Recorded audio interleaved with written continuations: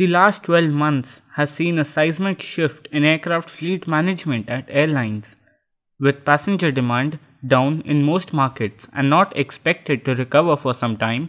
Airlines are searching for cost savings wherever they can. High on their hit list are big planes, especially older big planes that are costly to run.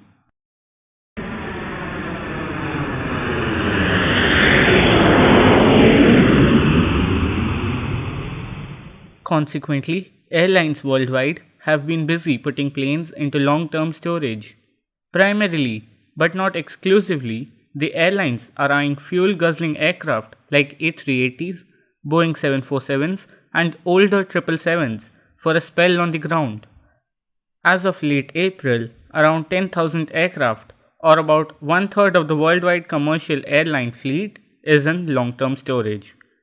But putting planes into long-term storage is no easy task. Airlines might save money by not flying the planes, but keeping them on the ground and in good condition is complex. First, airlines have to find somewhere to store their planes. While cost is a consideration for most airlines, the deciding factor is climate. Aircraft like dry climates with low humidity. But those aircraft need to be maintained. For most airlines, choosing where to store planes means ticking the boxes on cost, environment, and access to technical support to keep their planes in good condition.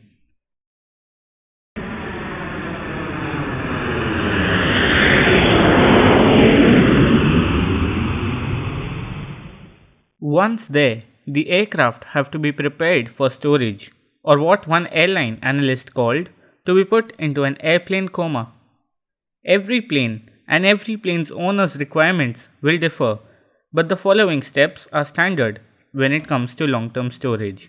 First, all windows are taped to prevent sunlight from decoloring the interior. Second, landing gears and engines are thoroughly packed to prevent corrosion and birds nesting in them.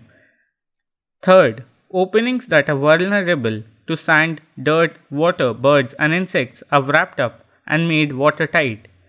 This includes engines and air data collectors, including static, temperature, angle of attack sensors, as well as engine intakes and exhausts, and APO intakes and exhausts as well.